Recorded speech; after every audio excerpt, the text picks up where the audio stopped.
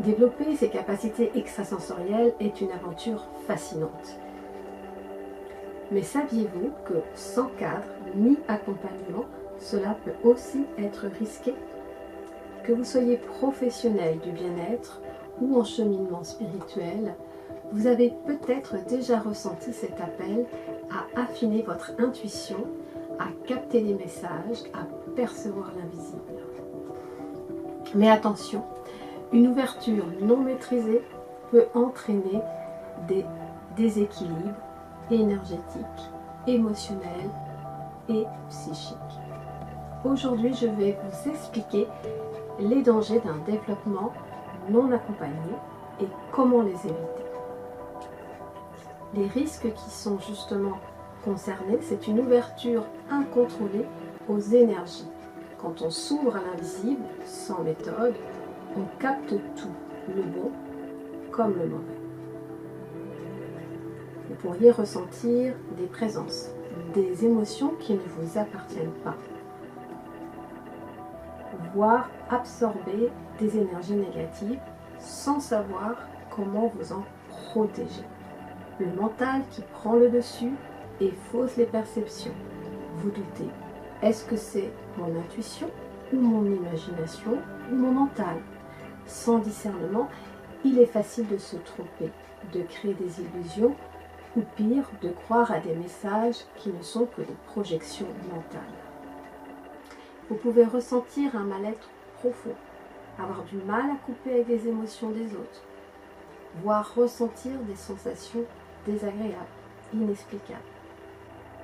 L'ouverture spirituelle peut réveiller des blessures inconscientes, des mémoires karmiques, des traumatismes enfouis et sans accompagnement, on peut rester bloqué dans ses peurs, ses doutes et tourner en rond au lieu d'avancer sereinement. Alors pourquoi se faire accompagner par un professionnel, un médium, une énergéticienne? Pour apprendre à canaliser et à structurer vos perceptions. Une professionnelle va vous apprendre à distinguer une vraie perception, une projection du mental, à comprendre ce que vous captez et à ne pas vous laisser submerger. Vous allez également apprendre à mettre en place une protection énergétique efficace. Il ne suffit pas d'ouvrir ses perceptions, il faut aussi apprendre à refermer, filtrer et protéger son énergie. Sinon, on devient une éponge émotionnelle et énergétique. Il faut aussi savoir développer un discernement clair. Être accompagné, c'est aussi éviter ces illusions. C'est apprendre à poser des repères solides et à reconnaître ce qui est juste et aligné pour soi. Libérer ces blocages émotionnels et karmiques, c'est un travail qui doit être guidé pour vous permettre de dépasser vos peurs, vos mémoires d'ancienne vie, vos blocages inconscients, pour avancer en toute confiance et afin d'intégrer ces capacités dans votre vie professionnelle et personnelle. Quand on est professionnel du bien-être, il est essentiel de structurer ses perceptions pour mieux accompagner les autres sans s'épuiser ni se laisser envahir. Un cadre clair et sécurisé est indispensable.